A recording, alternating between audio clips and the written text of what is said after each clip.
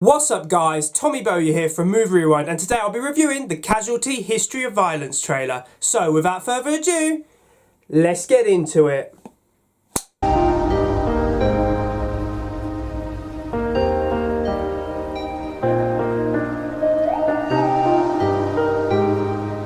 So viewers of Casualty will know that the show has been on hiatus since early September, and to be honest, I have missed it more than I ever thought I would. It's just not the same on a Saturday night without Casualty, so I'm very glad that it's back. It's back on the 30th of December 2023, so we don't have long now, just less than a month to go, and they decided to release a teaser trailer to kind of highlight and get viewers excited about what's coming up on the show when it returns. And to be honest, I really enjoyed this trailer. Now, I am going to say something which Casualty viewers may not know, or at least some of you might not know. Casualty have completely changed their format recently, so they now have 12 episode blocks, which are kind of what they refer to as a box set. So previously in 2023, 12 episodes was the Welcome to the Warzone box set, and then the next 12 episodes was a box set called Driving Force.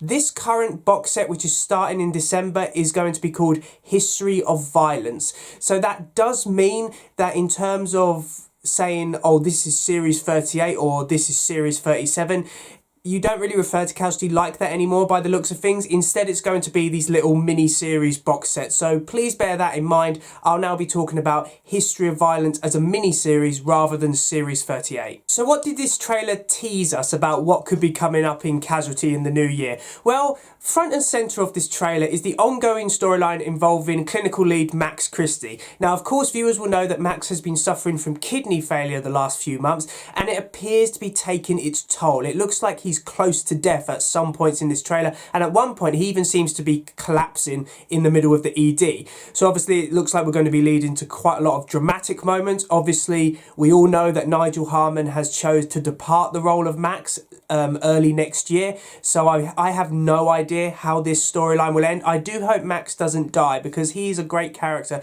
and I would love to see him return in the future. It does look like though Max might be able to reconcile with Jodie, his estranged daughter. Of course, Jodie has been interacting with her nan recently, who she knew nothing about, and it looks like her nan's trying to convince her to offer one of her kidneys to Max in order to save his life. So it does look like maybe Max and Jodie could reconcile, but I'm sure Jodie will be wondering whether she's just being used for her kidney or not. So it does look like we're going to get some dramatic moments, and it also looks like consultant Stevie Nash is going to be quite an important figure going forward as well.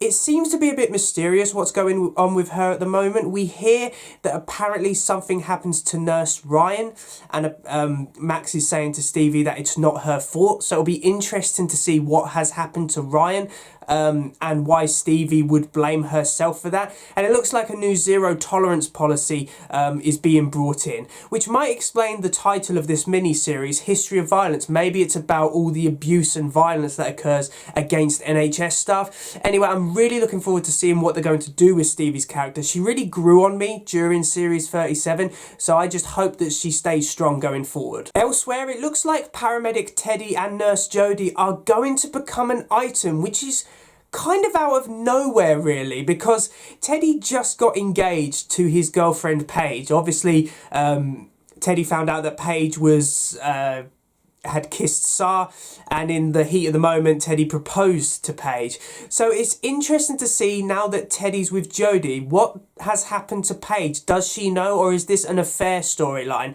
And obviously Nurse Cam, who obviously is infatuated by Jodie, it looks like he's not going to get anywhere with her. I think Cam just needs to move on, if you ask me, because it's pretty obvious Jodie will only ever see him as a friend. So it'll be interesting to see that new relationship form, because obviously it does have serious repercussions on Teddy's engagement to Paige, which will be really interesting to see. Plus, it looks like that Faith is back at work. Obviously, Faith Cadigan has not had an easy time of it recently. Everyone found out that she had a drug addiction and she was taken into rehab. But it looks like she's back and she's working. And she seems to be trying to prove to everyone that she is now safe to work. She is no longer an addict. And it also looks like there might be a reconciliation between Faith and Ian, which I'm really hoping for. Paramedic Ian, you know, he's never had any luck with women, so I just hope that he has some happiness, and I think Faith deserves some happiness as well, so I do hope that those two sort out their differences and get back together, because they were a good couple. When things were strong between them, they were a good couple. And obviously the most exciting part of this trailer, or at least what all the comments were going on about, is the fact that consultant Zoe Hannah is coming back to Casualty. Obviously Sunitra Sarkar has reprised the role for 2 episodes as part of Charlie Fairhead's exit storyline. Of course, Derek Thompson confirmed earlier in the year that he would be departing the role of Charlie after 37 years, the longest serving cast member, the only original cast member to have appeared continuously since 1986. So obviously it's great to see Zoe back. I'm going to love seeing her scenes with Charlie and Dylan. This trailer showed Zoe and Dylan interacting a lot, and I always loved their friendship together. I thought they just have great chemistry together, and you can tell that they're such good friends. So I'm really looking forward to seeing Zoe and Dylan sharing screen time again. And obviously, how is Charlie going to depart? Well, the end of this trailer shows Charlie's badge with blood on it. Now, does that mean that Charlie's going to get killed off? I'm going to say no. I don't think they would kill off Charlie. But obviously you can't be 100% sure. It would have to be a massive reason for Charlie to leave the ED. So obviously I'm nervous because this trailer seems to imply that Charlie's going to come to harm. I hope that's not the case, because I think you shouldn't kill off Charlie. I think Charlie deserves a happy ending after all the years of service he's given to the ED. But it does seem to imply that Charlie's going to be front and centre of this miniseries, and I think it's well deserved. So thanks for watching, guys. I really do hope you enjoyed this video. Please remember to like, comment and subscribe in order to receive great and maybe even improved quality content in the future. Now, I'm going to apologise for a couple of things here. Firstly, I'm sorry that this video is a day late. Basically, I checked on Instagram and it said the trailer's out tomorrow, and I was like, that's great. But I was working the late shift. So I had no time to do a video yesterday because I was at work. And secondly, I apologise if I come across a bit croaky in this video. It's simply because I am suffering with a cold, and just as I think I'm over the worst of it, it seems to get worse, which is really annoying right before Christmas as well. So yeah, I'm not impressed with that. And thirdly, please feel free to comment down below anything you think I missed out in this video. Are there any theories that you think might happen in this new mini-series? And just tell me, are you excited for Casualty to come back? I know I am, and I hope you guys are as well. So anyway, thank you for watching, and I will see you in another one. See ya!